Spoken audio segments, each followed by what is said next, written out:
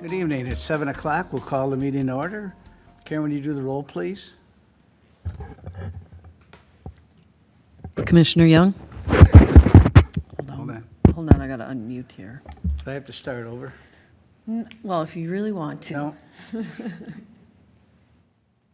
But I can follow. Commissioner Young? Here. Commissioner Miller? Here. Commissioner Keen? Commissioner Brink? Here. Commissioner Kubal? Here. Commissioner Steeler? Here. And Chair Gerard. Here. I ask you if you're able, please stand and join us for the Pledge of Allegiance.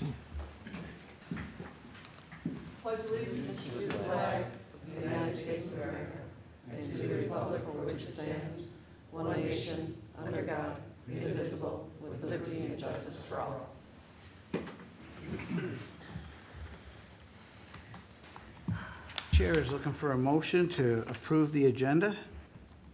So moved, sir? I have a motion. Do I have a second? Second.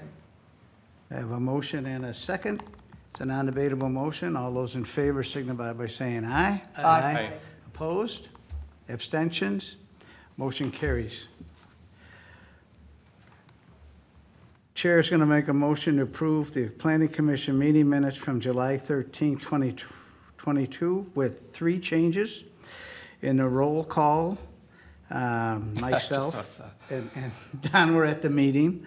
On topic 6, that vote, which was our 2-2 split vote, Kevin and Don were yes votes on that. And then on the adjournment motion, Gerard voted to aye to, and Commissioner Young did not vote on that motion. So those are the changes I would recommend. Our chair is looking for a second. Second. I have a motion and a second. Any debate? Any discussion on the motion? Hearing none, all those in favor signify by saying aye. Aye. Opposed? Abstentions? Abstain. Abstain. I wasn't here.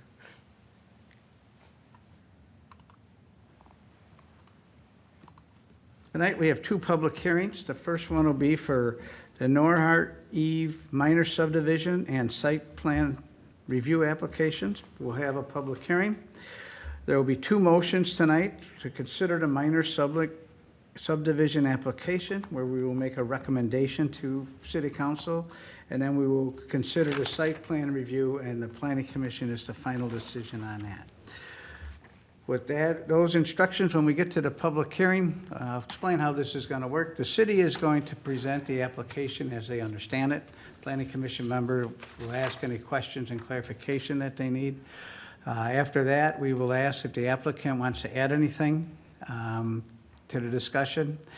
And after that's complete, we may have some questions for the applicant, and we will host a public hearing. I'll give a few more instructions then how that all works. We'll close the public hearing, and then it'll come back to the Planning Commission to make a motion or a recommendation, depending on what it is. So with that, I believe, Nathan, you're presenting? Your Community Development Director will present this item tonight. Oh, I didn't even think about that. Thank you, Chair Gerard, members of the Commission. Norhart has proposed a new development to be known as Eve Forest Lake. Karen, could you put that up on the screen for me, please? Thank you. The development consists of approximately 200 square feet of industrial space along Highway 97 West. Forgive me if I have my bearings get off a little bit. It's a 2-structure industrial complex. So we do have, oops, sorry folks. Thought I was all prepared.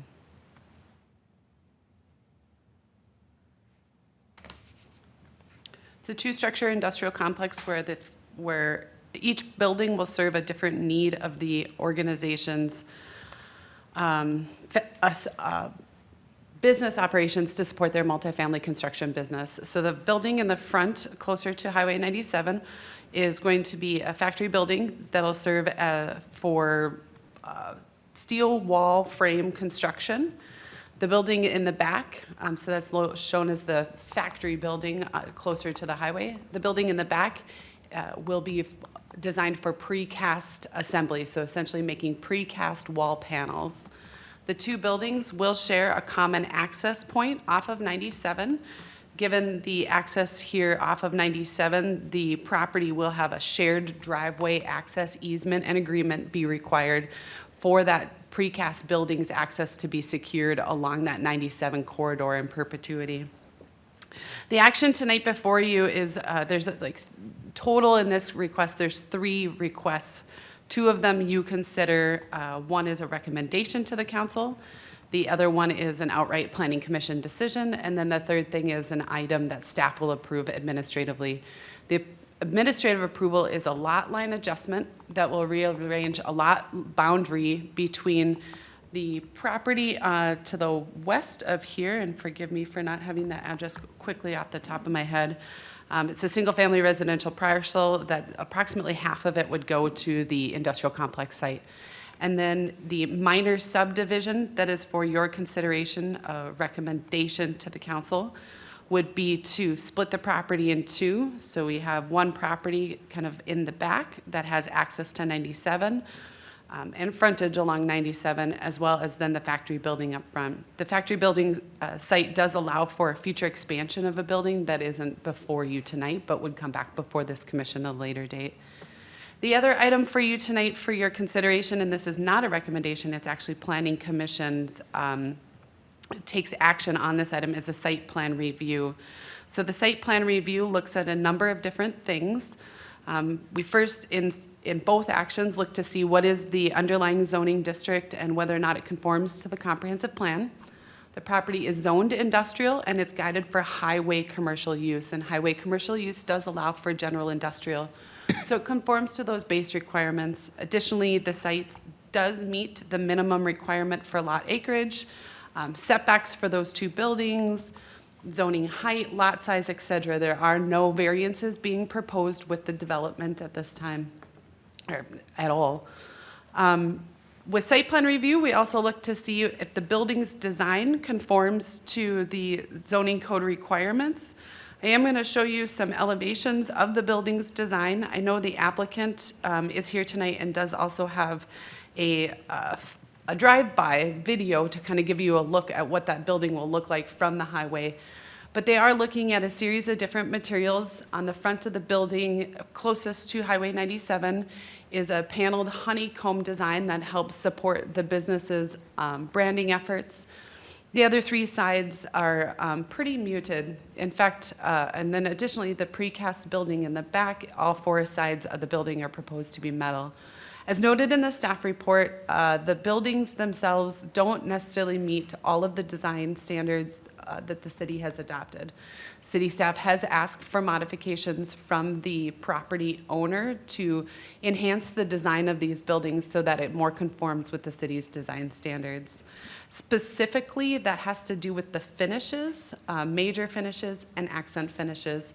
There's a heavy amount of metal being proposed. The city code allows for metal, but allows it under a limited scenario. Even in an industrial district where traditionally you might see more metal buildings, our code doesn't necessarily allow 100% metal.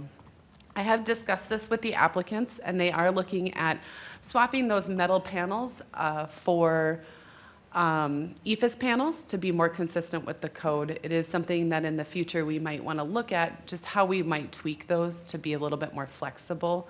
But they might still look at using some metals and that honeycomb finish as an accent.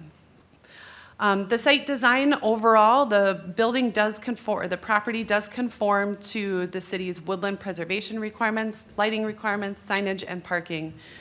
Staff did note the property's plan does conform to the landscaping requirements. However, the landscaping requirements, we have asked for some slight modifications. There's a few in here that I'm going to note. One is overall grading. We show that the applicants show storm ponding right up to the property lines to be conforming with our city code and to our engineer's recommendations.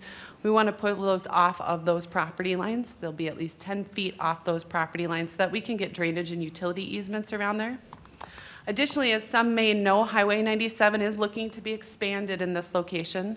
Their plans do account for that expansion, but a lot of the landscaping that's proposed gets really close to those drainage and utility easement areas, as well as the area that is being proposed to be right up against the right-of-way for the Highway 97 project. So the applicants have indicated that they can revise that landscaping plan. They are trying to really buffer the site, though, from Highway 97, just to help create more of that visual continuity through there. There's quite a bit of green space kind of as it sits today through there. The one thing that staff does note in the staff report is there are some concerns about the exterior storage areas. So there is a pretty large storage area in the back of the property where the business will be keeping precast concrete panels. So this are going to be fairly large wall panels made of concrete. All of our ordinances require that you have to keep your exterior storage screened. So we are requiring that prior to the submittal of a release of a building permit, that they're showing that screening plan. That could be as simple as a fence, but they might want to alter their landscaping to include that as well. We would probably recommend a combination of both to ensure long-term screening in that area. Staff does note that this was reviewed by the Parks, Trails, Lakes Commission last week. They do recommend that the City Council accept a fee in lieu of land dedication, given the property and the business's impact to the park system within the community. I do note some comments and some recommendations from staff and some of our external partners, just again, those easements, stormwater alterations. But overall, we think that they're minor alterations that could be settled outside of the commission's hearings. And so we do recommend approval with 13 conditions. I know in my staff report, I probably indicated recommend approval and didn't break those out into two separate actions. It would be recommending approval of the site plan with the 13 conditions and then recommending approval to the City Council of the minor subdivision. Representatives of Norhart are here tonight. If you have questions for them, I'm sure they'll want to get up and speak during the public hearing portion. I know they're also joined by their engineer as well. Do you have questions for me? Susan? Have y'all talked to MnDOT? Yes. Because MnDOT has told other folks that were trying to build along here that there would be no additional accesses directly to 97. There are no additional accesses. Okay, so then I'm really confused because on sheet C101, there's a single driveway to access both the front and the rear Yes, buildings proposed. They are permitted to have this one access for the site. The MnDOT would done. not allow more than one access into the I site. wasn't done. Okay. Okay? Yep. And you, in your presentation, said that the back building would have an additional access to the east. I'm also concerned about, they've got that future building that's shown on the lot split, and what is the access to 97 for that going to be? Sure, there is no access to the east. They are looking at their utilities will be headed to the east to Forest Road through an existing utility and drainage easement that crosses the interstate property. Both properties will access the single point from 97, and there'll be a shared driveway access easement required to access the precast panel building. The future building will actually be an expansion of the factory building, so it won't be a separate building on that site. It'll be an addition to the site that also would come off of this main access point. Okay. They did consult with MnDOT before submittal to the city. MnDOT is requiring a right turn lane off of Highway 97 to access into the site to not back up that traffic along Scandia Trail. The owners are aware that MnDOT is asking for, I think it's an approximate 80 additional feet of right-of-way through here, so they've designed for that, and are aware that when Scandia Trail is redeveloped, there'll be a median that runs through here, so this site will be a right-in, right-out only in the future. It is a lot split, so the front lot is a separate PID from the back lot? Correct. That's been a challenge in the past, because on occasions when a property is then sold, and there is a single access for the front and back properties, those have had difficulties in the past. And we end up with requests for additional accesses, et cetera. So what is going to be the provision in the deed for guaranteed access of the back lot, even if the back lot is sold to a different owner? Sure, and they have set this up specifically with the intent that someday they may end up selling that back lot. So it's a great question that you ask. We are requesting that prior to the release of, and I can't remember if it was a building permit or their improvement agreement from the city council, that they enter into an easement and shared driveway access agreement. So that easement would be recorded against the deed for both properties. In addition to just access itself, we are asking too that also identifies maintenance of this. So I too have been in experiences where I'm working with property owners that have had a single driveway, and that driveway needs to be repaired, and you still end up in that fight of who ends up paying for the driveway. What we want to see is that there's a very specific delineation of who is responsible at what point, but really it's probably a 50-50 split in that. I don't care how they figure it out, just as long as it's memorialized on the deed. Yes. Could you please tell me the cutout property, the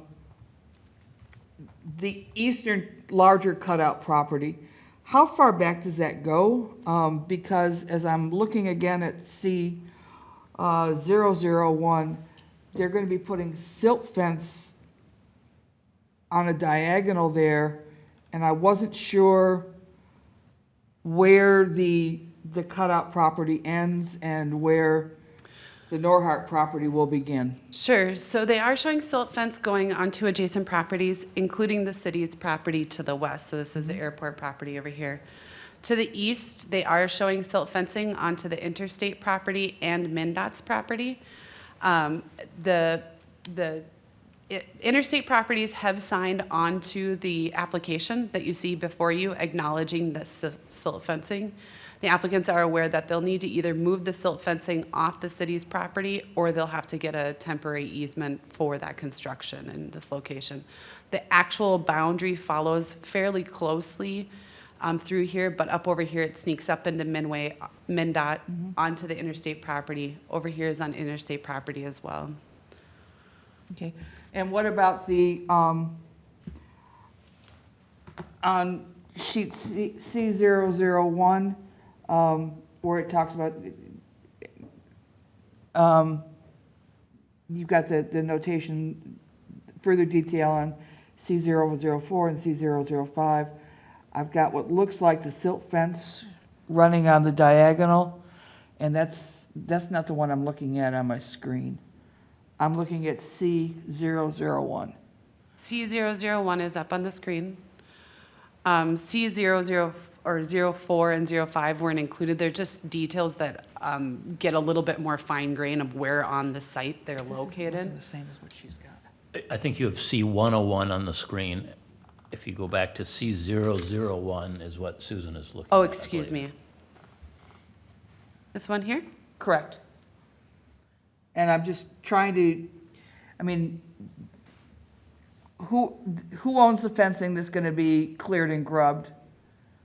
Oh, the applicant has a purchase agreement for both properties.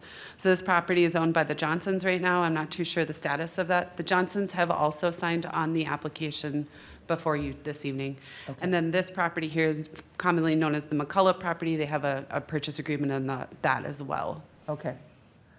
I just needed to make sure that I wasn't going to approve something that was going to encroach. No, and that's a great question, and I should have included that as applicants. They, both the Johnsons and the McCulloughs and Interstate have all signed on the application. They are aware of the activities that are being proposed. And my last question is, there's going to be a lot of large manufacturing buildings on here with a single access.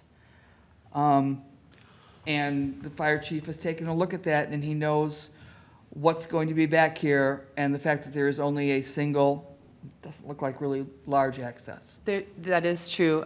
They have explored the access east to Forest Road over the interstate properties. That isn't something that they're going to pursue at this time. Because there is limited access into the site, the fire chief has proposed 3 hydrants on the site.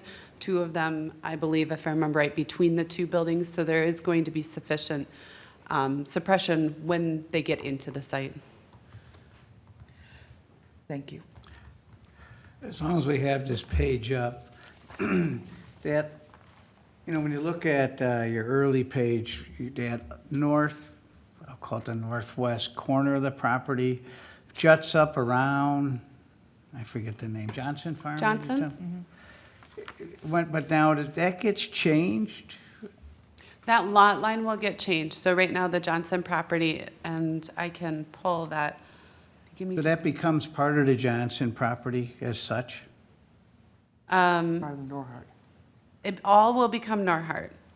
So currently, the Johnson property extends down. They're going to move that southerly lot line up so to keep the farmstead or the house in its location. The rest of it becomes Norhart property for the development, the industrial complex. Yeah, so to the, Further to the west, right about where you're at there, that property is not a part of this development. yeah, but there's a little bit in between those two on your graphic here, on your yellow graphic where you start, There's a little peninsula there. To align with Fondant Avenue. right here. Yeah. See that little point coming up? What happens to that? I'll need to just double check. I think what ends up happening is this part comes down, the Johnson property squares off. Then the McCullough or the, future Norhart property ends up as a larger box. I got you. So this piece All right. ends up right here with this. That's what I couldn't figure out on all of Yeah, the and drawings. There's a lot of lines on these There's a drawings. lot of and I was lines. having a lot of trouble. And- And the engineer did not do a very good job with their description of what the various types of lines were. Several of those were not defined. Which Other questions for staff? I have a question following up on Ms. Young's note on the access to Scandia Trail. It's going to be right in, right out after that median is built. Is the median going to be there by the time this construction is finished and this building is operational? MnDOT is trying to work with the applicant on the timing of the development. And the construction, it's more than likely Norhart's development is going to be in place before the roadway is reconfigured. Will they be allowed to take, because they're going to have semis coming out of here with large panels, and that's a very busy road. I can't imagine we're going to let them take a left turn out of there with a semi. We didn't get any comment from MnDOT asking us for any sort of restriction, nor did we hear from our engineering team. When Interstate went in, there was an agreement that Interstate from their driveway would not do a left out, a left turn Onto the out road. onto Scandia, and that just sort of evaporated. It is a very difficult thing to, Interstate doesn't have Enforce. semis. I mean, they have some big dump trucks and things, but at least I haven't seen a semi come in or out of there, and I'm down that way. Their construction stuff Do they? is on trail. Okay. Other questions of staff? Now I'm confused. Once there's the median, basically the fire trucks are gonna have to jump the median to get in there. or they'll have to go down 61. I guess they wouldn't come, they'd come around the city, yep. There may be points along the 97 corridor where you could obviously do a U-turn or some other movement to get around. None of them the most desirable, but yes, so there will, the properties on the southern side of 97, there'll be some limited access. On both sides of 97, there'll be limited access. Other questions? I just have one that, Is there any talk about limiting the speeds on this stretch of road as more traffic really is going to get in there and it's going to cause a problem? The roadway is managed by MnDOT, so I'm not aware of any conversations that they had had. Generally speaking, the speeds end up dictating, the speed and volume end up dictating traffic design, or the roadway design. I would assume there is not a conversation of reducing the speed through there, given the fact the roadway is going to be expanding. I think that it's being expanded to accommodate that traffic and that traffic speed. I can figure that out for you, though, and we can give you an update at a future meeting. Okay. Yeah, and I guess just as kind of a cap comment on that, there's going to be public engagement opportunities when Highway 97 is further along in the process. So the community will have opportunities to provide that feedback to MnDOT. Any other questions of staff? Just about the, talking about the fire trucks and the median and everything, you would think that people who are traveling east, who live on Floral Bay, down by Clear Lake, that there might be a left-hand turn into there, or is it just gonna be, do you think, a solid median? Because that would kind of solve the turnaround issue. I'm not too sure. I don't think the roadway has been completely designed at this time. I think the MnDOT is just starting those conversations and looking at things like right-of-way acquisition and if they can achieve their optimal design. There may be the option for putting in turn lanes in those medians, but until they go through that design process, I don't think we know for sure. Thank you. Any other questions at this time? Hearing none, I understand the applicant is here. Would you like to say a few words? We ask you come up to the lectern, state your name and address for the record. Let me know if you'd like me to play that video. I do have it downloaded. Yeah, let's play the video first so you can see.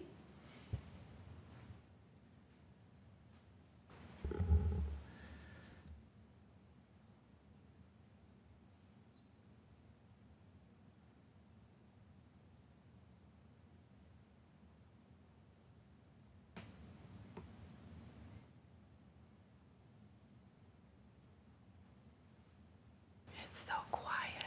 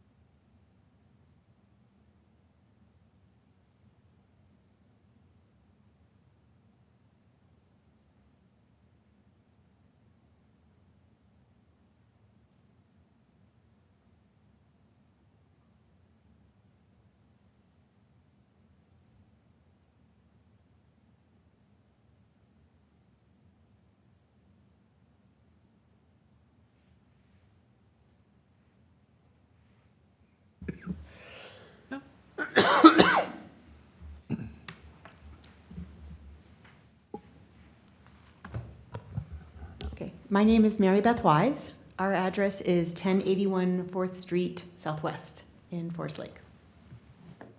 I just want to give you like a brief overview of how we picked the site and what we're going to be offering Forest Lake. When we started, it wasn't a matter of what city are we going to build this factory, and it was what part of Forest Lake are we building this factory? Because Norhart's been in Forest Lake since 1995. We've built 10 awesome apartment developments, and this factory just deepens our bond and commitment to Forest Lake. We love it here, and we're here to stay. So it was a no-brainer to pick Forest Lake for the factory. The factory will have several beneficial items or benefits to Forest Lake. The first one is bringing a job base to the community. We're going to have tradesman jobs. We're going to have technology as we're introducing robotics and automation. And we'll have managerial jobs and other, throughout the site. With these specialized jobs, automation and robotics and tradesmen, higher pay and benefits come for the employees. Hopefully they will spend it in the community. They'll want to live near their work. They'll want to buy and stay, work in Forest Lake. They'll love it as much as we do, and they'll know why we built here and why we continue to build. The automation and robotics will bring attention to our peers in the industry as we're doing some cutting edge technology, and they're going to want to learn what we're doing, and it's going to put Forest Lake on the forefront because they'll be coming to our factory maybe on occasion to say, how is this working? How is it going for you? What can we learn from you? And that'll be beneficial for Forest Lake to know that that technology is being driven and shown off. And not to mention the tax revenue that it brings. I also wanted to bring up about the traffic concerns. We estimate that there'll be about 10 trucks a day, one truck being a semi. On average, it'd be 10, peak 20 cars a day, or trucks a day, maybe 2 being a semi, 1 being a semi. Looking long-term, 5 years, that might double, but that's still just 2 semis a day, possibly. So it's not, it'll mostly be box trucks that come from like Menards or that type of truck, not huge semis coming in and out every day. So in short, Norhart's prime directive is building exceptional apartments that create a better way for people to live. And we truly want to extend that in every aspect of our company, therefore building a factory. We're trying to create a best-in-class customer experience for our residents, and we know that this factory will help us achieve that amazing goal. Thank you. Questions for the applicant? I have a couple.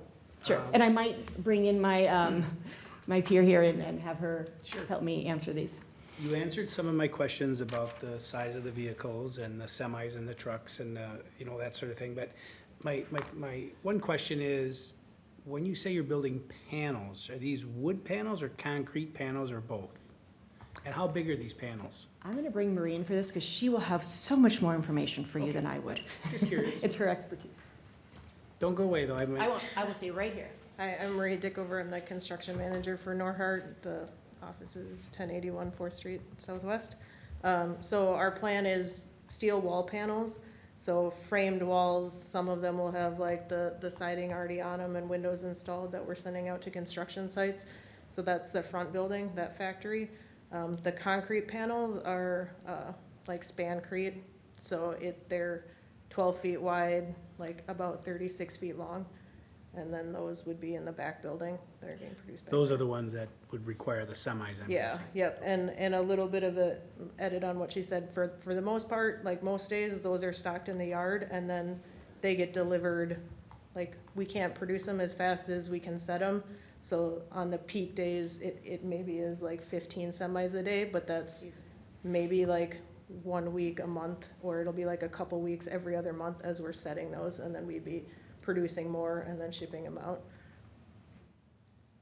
In your perspective, if you were hauling out some of those long concrete panels or, Spancrete pieces on the semi and you can only go right, what's your intention once you go right? How are you gonna go to where you're going? So it was suggested in a conversation with MnDOT that we go to the roundabout and then go back to, or 97 west to 35. Okay, forgive me, how long did you say those panels would be? They're 36 feet, so it's a full semi, like when they go out. And those roundabouts will take the 40-foot semis. Yeah, and that's why they, even with the 2 lanes, or do they Yep. have to, because the first, that roundabout right there has 2 lanes, but that semi would take up both those lanes, wouldn't that be correct? Like they do now. Like they do now. But we changed the 1-to-1 lane down by Broadway, right? Isn't it a 1 lane? Yeah. They wouldn't go down Broadway, they'd go to. Okay, I'm sorry, just thinking in my head. And then my question is for you again, I'm sorry, I forgot your Mary name. Beth. Mary Beth. You talked about employing people. What is your anticipated jobs, people that you're anticipating employing there? Anywhere from tradesmen doing just the manual labor in there to running the automation or the robotics, programming. There's a lot that goes into these machines that we have, and they're amazing what they're doing. And it's programming it, running it, you know, fixing every little detail that needs to be on point so it is, the product is completed, you know, efficiently and correctly. So it is a higher skilled person or employer that you need that knows how to program, run, troubleshoot, and keep production running. My question was, how many? How many? 100, 50, 20,000? No. No, not that many. I think initially we're thinking like it would be 30, and then like, so we're not using the full capacity of the plant right away.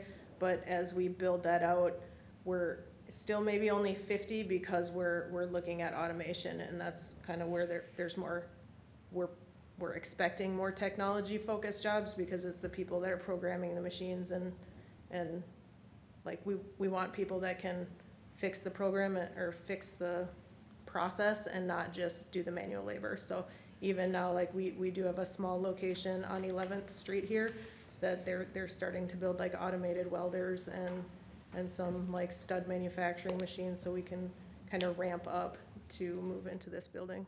But it is, like I said, as we introduce automation, we're not expecting the jobs to get to be huge, but there'll be like higher skill level requirements. Perfect, thank you. Thank you. Geneva? So if I understand you right, you have currently employees now that might be moving into this facility and being part of the 30 to 50? Yeah, yep, Okay. we have, right now, I think we only have like 3 or 4 working on it, and that'll grow a little bit, and then as we transfer over that initial 30, most of them will already be employed, but we'd be adding to it. Okay, and when you say higher pay and benefits, that's a very broad spectrum. Can you define that, like ranges or things? I can try to. So we try to pay top of market for whatever the job is. Like we're not a union business, but we pay competitive to union salaries. So our carpenters start at carpenters, plumbers, mechanical guys, they're starting at like $23 an hour. We do pay for full health care, and we also have like unlimited PTO.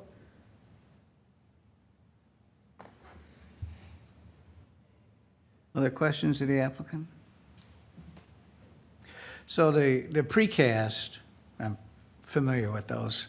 You know, you put 2 to a semi, so are these going to be primarily for your buildings then, or are you also marketing to third party? It is only for our buildings. And we have started producing precast in New Richmond, so we'd be moving that operation here. But it is, our intention is to only produce for us. On both facilities, for the most part? Yeah, yeah, we don't, there's been a lot of discussion, like, in the last several years about, like, expanding out and offering services, or like, we have an electrical crew, like, why not let them sub out work and go do different jobs? But we wanna just stay narrowly focused, and if everybody's priority is this building, like, then just the whole process runs more smoothly, so we try to keep a narrow focus and just do what we do best. Thank you. Just to be clear, I know you stated 2 panels per truck, but at 12 foot by 36 foot, you're not shipping 2 panels per truck, you're shipping 1 panel per truck, correct? Honestly, we haven't shipped any yet, but probably, like, what we've typically used in the past is the hollow core, So you ship them flat, yeah, yep. but they're insulated? They're not insulated. Not They're insulated. the Okay, so then you they're the could stack. Stancrete, yeah, yep, they're the floor planks, not wall panels, so there's no insulation. If I remember right, I think that it is 2 per truck, we just haven't started shipping yet. Okay. Oh, so that's that pre-stressed floor concrete? Yeah, yep, exactly. It's like, So they're floor systems or wall systems? it's a floor system. Oh, these are the floor Yep, systems? Yep, so it's similar to what they So- put in like a parking garage, like a double T, if you're familiar with that, but they're shorter. They're, Doing like an allomatic system, hollow core system. we're not doing the hollow core. We're doing like hollow core is like an extruded product. We're doing a wet cast, so we have big Okay. forms that we pour into rather than pushing it out of a machine. It's a drag when you get two people who understand what you're doing. It's interesting, yeah. Other questions? We may have more after the public hearing or when we're having our final discussion, so thank you for attending this evening.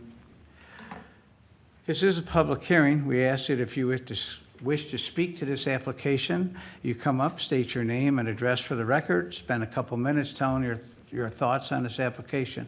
Once we have heard everyone, whether they are live here or online or an email, we will close the public hearing and it will come back then for motions by the Planning Commission. So with that, I'll open the public hearing at 7:41 PM. Does anyone wish to speak to this application? I'll ask again, does anyone wish to speak to this application? Karen, do we have anyone online who would like to speak? I have no one. Any emails to read? No. I'll ask one more time, does anyone wish to speak to this application? And I assume no one's come online in the last 10 seconds. No.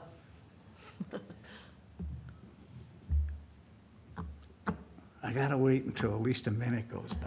I'm not quite sure, but you can't open and close the meeting on the same minute.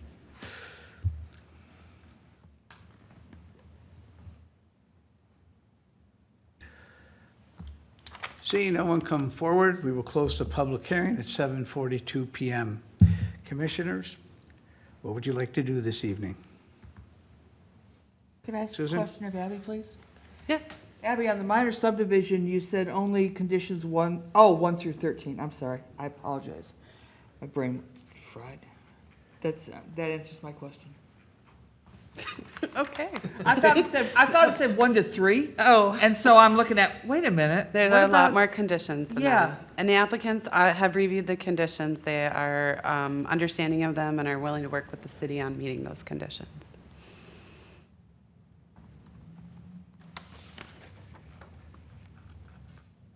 I would make a motion then to approve the minor subdivision and site plan request, subject to conditions 1 through 13.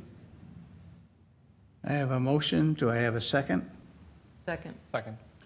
I have a Chair Gerard, can I just ask if that is the motion to approve site plan, recommend approval of the minor subdivision? Yes, that's what it was. Okay, thank you. Which one did you do? I'm sorry. To approve the site plan and recommend approval of the minor subdivision. Just for the record, that this commission doesn't have authority Correct. to approve the minor subdivision. Do we need 2 votes on this? I think the clerk is nodding, yes, we would prefer 2 votes, so maybe it would be first motion, Commissioner Miller, to recommend approval. Maybe you want to withdraw the minor your subdivision? original motion and redo it? Yeah, Yes. maybe I'll withdraw that original motion. Abby, what would be the correct motion? To recommend approval to the city council to recommend to the city council approval of the Eve Forest Lake minor subdivision. I would like to make a motion to recommend to the city council the approval of the minor subdivision If we have a motion, do I have a second? with conditions 1 through 13, sorry. Second. I have a motion and a second. One quick question, Abby, this is all subject to the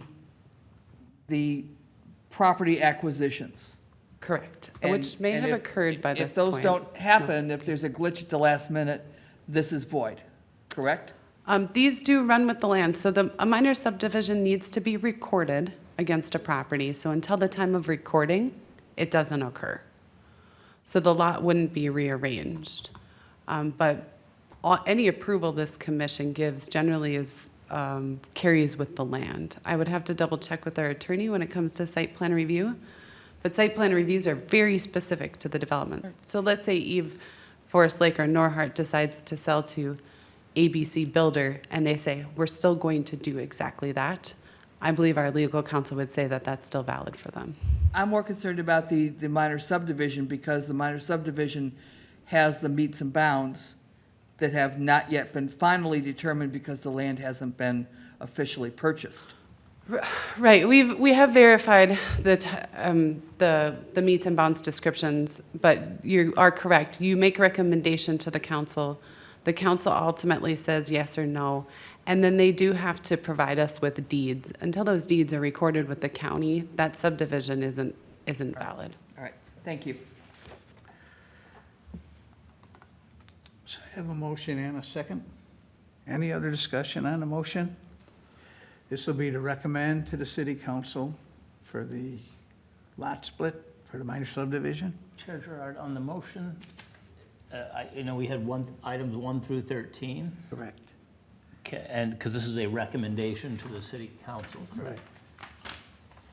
Can a number 14 be added to look at that turn lane, the access to the road additional, or no? I mean, We is we that can just- always add another criteria if so desired, if it's not covered in one of the others. Why don't you do that on the site plan? Yes, I'll do that Because with the site plan. that's not so much part of the lot split. Okay, yeah, thank you. Move forward. Any discussion? Hearing none, all those in favor signify by saying aye. Aye. Opposed? Abstentions? Motion carries.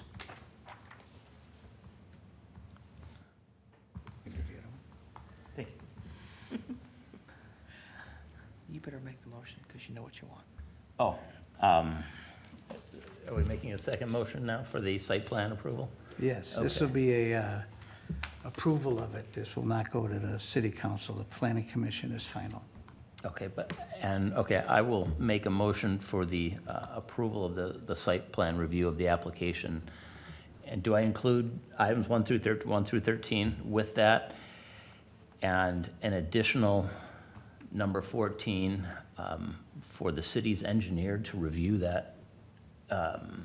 Was it be the city's engineer to review that, or the city council?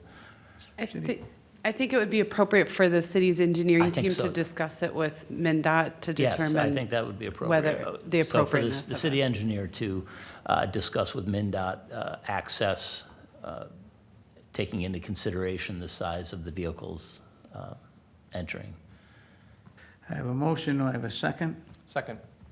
I have a motion and a second. Discussion on the motion. I have a comment and the staff recommendations in paragraph 2. Staff recommends the planning commission approve the site plan. It should be for Norhart, not Bridge Academy. Correct. So if we can just correct that in the notes and make everybody happy. Any other comments? Who Karen? was the second? Was it Justin. Commissioner Brink? Got it.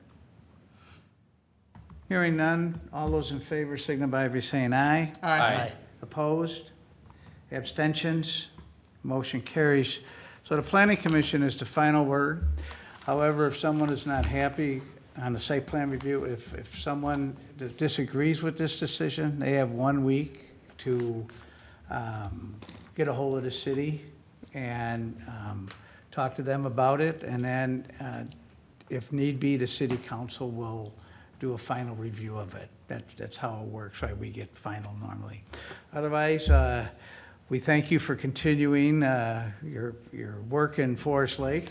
It's greatly appreciated. I'm an operations guy, so I love to see factories come to town. So good luck with your project. Thank you. Item 7 is 402 8th Street Southwest, PID 08032213200006, a minor subdivision application. We'll hold a public hearing to consider the minor subdivision application. And again, this will be a recommendation to city council. So with that, Nathan? That one is me, yes, thank you, Chair. So we have received a minor subdivision request from the property owner, whose name is Gabriel Seaman, for the property located at 402 8th Street Southwest. This is a large parcel. It's zoned relative to the zoning in the surrounding parcels. It's zoned single family and guided for a low to medium density future land use. So this parcel is approximately an acre in size, measuring about 0.9 acres specifically. There will be a lot split proposed here that will result in 2 residential parcels. There will be one parcel which is, so just to back up a little bit on the screen here, you see the location in the city. And here is a survey that was submitted with this request. Parcel A is located on the western, we'll call it the western half of the site. Parcel A would be the new residential property, which is just over 15,000 square feet in area. It would front 9th Street Southwest. Just as a note for you, grading and access are both reviewed at the time of a building permit submittal for a single family home. Parcel B is on the eastern half of this parcel. The existing parcel is going to be, as proposed, about 23,000 square feet in area. This property is not anticipated to have any changes other than the boundaries. So you can see that there are some existing improvements on parcel B. We have an existing single-family home, along with a large existing detached garage. Okay, so planning staff did a review against the city's standards for setbacks, lot area, etc. It appears that both of these parcels will meet the city's standards for zoning in this single-family zoning district. Just as a kind of a side note, parcel A will definitely support a single-family home, although some of the trends that we're seeing in terms of house size, you may see a slightly smaller home than what we have seen elsewhere. We did receive some comments from city staff regarding this request. It's sent to a number of staff, including, first we have the city engineer's comments here. The really critical comment from the city engineer is with respect to drainage. There is currently a drainage pattern that has water flowing roughly east to west across the center of the property. A drainage easement is going to be required, and a redlined version of this survey was provided to us by the city engineer, and I'll bring that on the screen now. This shows a need for a drainage and utility easement to allow for water to flow from the east on this property to the west. There is an existing storm structure within the city right-of-way that will capture that storm water in rain events and when drainage is flowing across the properties. The city cannot just approve a lot split where drainage may flow from one private property to another. So that's the impetus for that requirement. City sewer and water services are to be installed according to city requirements. And so there's a number of other comments that were provided in the staff report from the city engineer. A lot of them are more routine in nature, so I'll skip an overview of those. The Public Works Director also had an opportunity to review the request, and his comments are reflected in the city engineer comments. The Fire Chief did not provide us with any comments. There was no comment on the request, and the Watershed District was also provided the request, and I don't have anything at this time to report. Parkland dedication was reviewed by the city's Parks, Lakes, and Trails Commission. It is required by the subdivision ordinance. In all subdivisions, there is a rate of $3,500 per residential unit in the city, and so in this case, we're not seeing a need for any land dedication, and so staff have determined it's appropriate to accept cash in lieu of that. The city's Parks, Lakes, and Trails Commission did support the approval of cash in lieu of Parkland dedication in this case. Just so that everyone is aware, we are anticipating that the applicant will make a request to have that fee waived, but that is not something that the Planning Commission will be reviewing. That is something we will bring to the City Council for their review. We have the criteria for denial in the staff report here. This application does not appear to meet any of those criteria for denial. And I would mention before we get to the staff recommendation that it was a public hearing posted for this application. per city code requirements. We have not heard anything from any members of the public that I am aware of. And so the staff recommendation here for you is to recommend approval of this request to the city council as a minor subdivision request receives final approval from council. We do have 7 conditions of approval that we are suggesting. Any questions of staff? On the certificate of survey, I see where the 10-foot off the lot line are. Could you please, I don't remember, do they have to build 10 feet off the drainage easement? No, so the city's standard setback is 10 feet in the single-family zone, and that setback is established from the property boundary, not the easement. So they don't have to worry about how close they are to the drainage easement? They can't be in it, but True that. they provided that they're meeting a setback. So in some cases, and I don't think that's gonna be the case here, you're gonna have an easement that may go a little further into the property than a setback requirement. In that case, you would be limited by the easement. However, in many cases, we have easements that are less, I guess, restrictive, you could say, than the setback, and in those cases, we're not as concerned about easements, we're mostly just focused on setbacks. Thank you. Other questions? Hearing none, the applicant, I assume you're, That's not me. I'm just a neighbor and wanting to hear what's going on. well, welcome. I'm like directly next door here. I was hoping he wasn't looking to put a house right next door to me. Got a 100-year-old home, I don't think it could handle him digging a hole. So the applicant is not here this evening? To my knowledge, no, and he is not online either. Okay.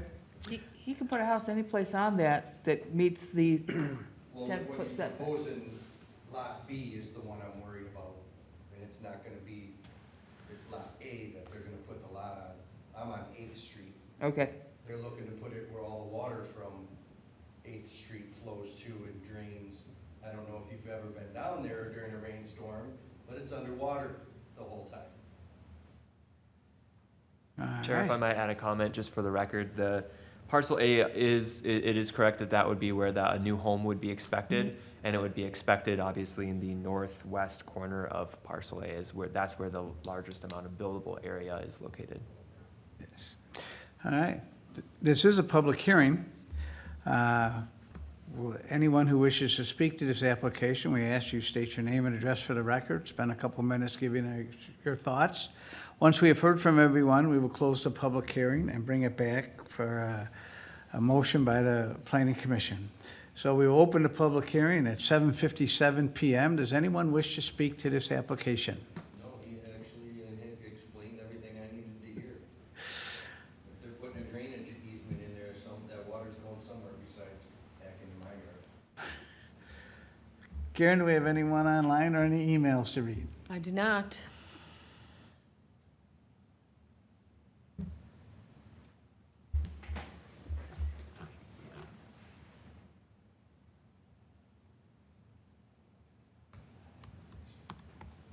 Sir, I probably should. Since you asked questions, I should probably have you come up, state your name and address for the record, please.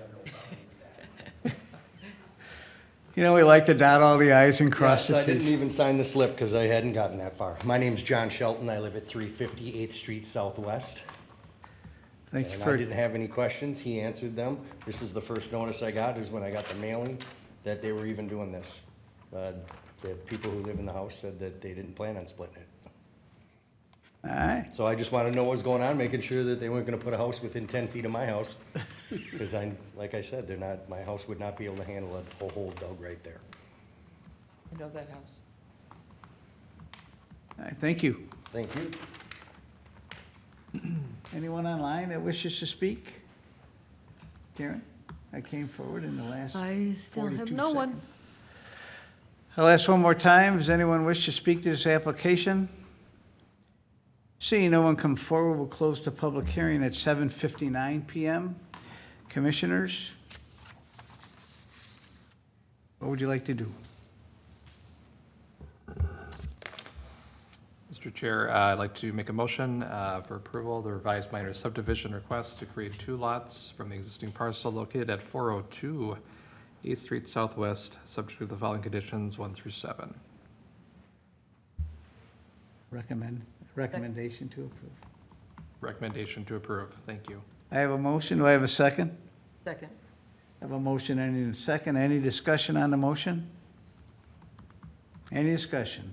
Hearing none. All those in favor signify by saying aye. Aye. Opposed? Abstentions? So this will go to city council next, and they will make the final decision on this lot split here, and that will be at the, You're anticipating the August 8th, 10th. 10th, the August 10th. the 8th, yes. No, the 8th is Monday, right? The city council meets on Monday, so it'd be August 8th. You are correct. Okay. Uh, Planning Commission, City Council. And on August 8th, that'll be before them, and there's not a public hearing at that, correct? That is correct. The public hearing has been been satisfied here. So thank you for attending this evening. Thank you. I didn't want to walk out in the middle of your discussion. Thank you for coming tonight. Thank you. Yep. You guys have a great evening. You too. We have moved to our other, do we have Councilperson Munson online? We do not. All right, and we'll move to Abby. So just a couple things. At the last meeting, I had said that I would address, a few weeks ago, I sent out an email indicating that there were some items that we were going to start withholding from the Planning Commission packets. I know Commissioner Young had emailed me, and I'm going to publicly apologize for not even acknowledging your email. But I wanted to address it with most of the commission members here. So the two items specifically that we want to remove are engineers' reports. Simply put, there's a lot of technical data that can kind of really start to get people to creep outside of the scope of the review. It's certainly something that is public data, and if you want to review it, we'd be happy to let you take a look at it. We just thought packing these things in our packets ends up taking up a lot of space, giving some information that might not necessarily be pertinent to your review. The other item was floor plans. And floor plans are one of those things that the question was raised whether or not some of the actions that you review require a floor plan. Staff would argue that they don't, which is one of the reasons that we made that decision. There is some concern that floor plans end up in the public record, and those public records end up forever. Records retention on something like a building permit for a residential property is a year. So we need to evaluate at least how we're archiving these materials before we take a lot more in. The other thing when it comes to things such as variances, which is a common argument of why you might need a floor plan, is that variances really are state. The state says they're tied to land, and they're granted when there's circumstances associated with the land, not necessarily the house or the house's design. That being said, again, they're public information. So if ever you're opening up a packet, hopefully on the Friday before the meeting or the Saturday before the meeting, and you think, you know what, I might need more information, we're happy to help. But right now, we really had just thought that this is something that we want to start exploring, not including this. So what if Commissioner Young. tonight's packet wouldn't be included? Because it was kind of obvious that we used the engineering details in tonight's discussion. Pardon? What if tonight's packet would not be included in the future? We didn't include things like the engineer's reports, where we start to get into engineering details of stormwater design and those sorts of things. I specifically omitted those from tonight's packet. So you're putting in the engineering section the pertinent details we need for that application versus the 79 items that Ryan may have. Right, put on because this commission isn't necessarily, I know we have a lot of skilled people in this commission, and I know that a lot of you have some really great questions and want to know some details about things beyond zoning, but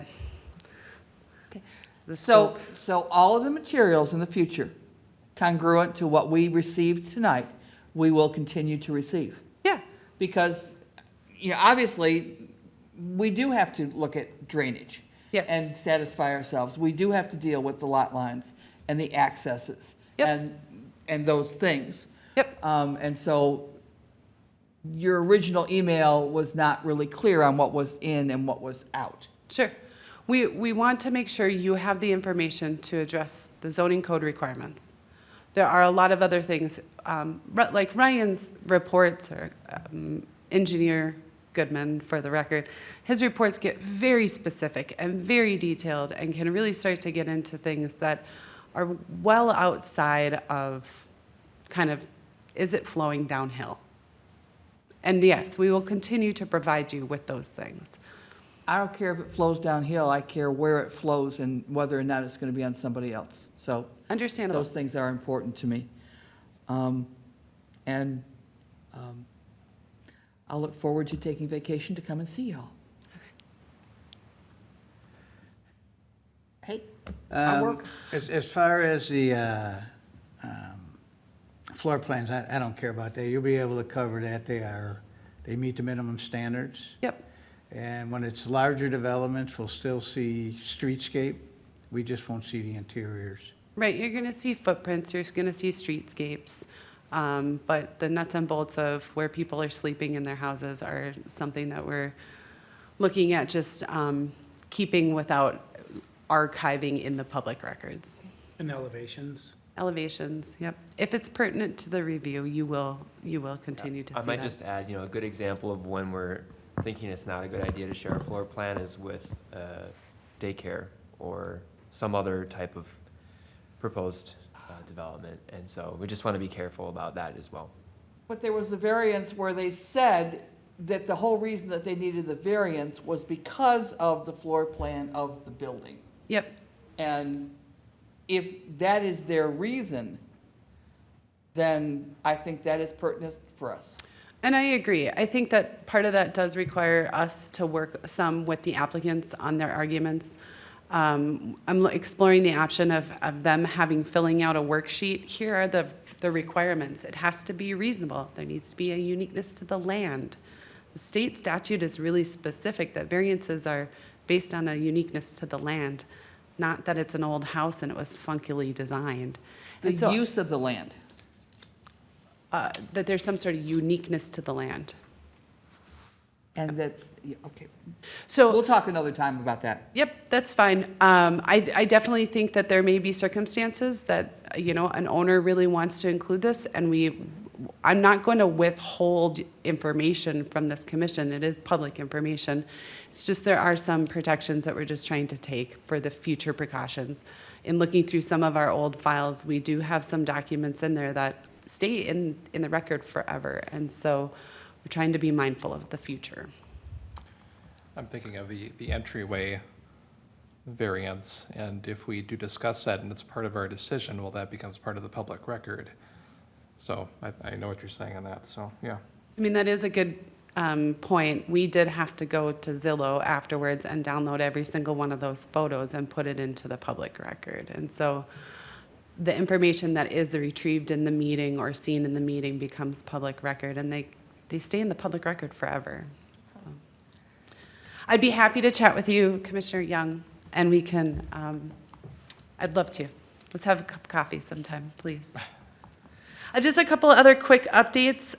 You only have one application on your next meeting, and I'd like to tell you that it's going to be a quick meeting, but please plan to discuss the MXR1 district.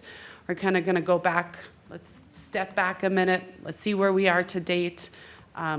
This commission has asked for some specific information. We're also going to take a look at some case studies of what are some options in terms of changes. Just know that that's going to be on the agenda. I know I'm going to have this wrong, but County State Aid Highway 32, which is also known as 11th, which is also known as something other, and I don't remember what the other one was. There is a public open house about the redesign of that roadway here at City Hall, August 15th at 4:30 p.m. Just letting all of the commission members know, letting the public know, encouraging you to attend, encouraging you to encourage your neighbors and friends to attend. There is just the kickoff now with the county of what that redesign of that roadway is going to look like. So all of you are invited. And then lastly, though I don't know if it's been 100% finalized, Your second meeting in September, I believe we're going to be doing some just board and commissioner training, council commissions. Our legal team is going to start instituting a once a year just training for all elected and appointed officials, kind of those things I think I mentioned to you last meeting. The ways to keep us out of jail, right? Or not out of jail, out of court, maybe. We'll keep you out of jail too. But You it'll said keep, August 14th? August 15th Oh, is the open house here at Thank you. 5:30 PM. 5:30 or 4:30? 4:30, thank you. And that's all I have for you, Chair Gerard, Commission. Questions of Abby?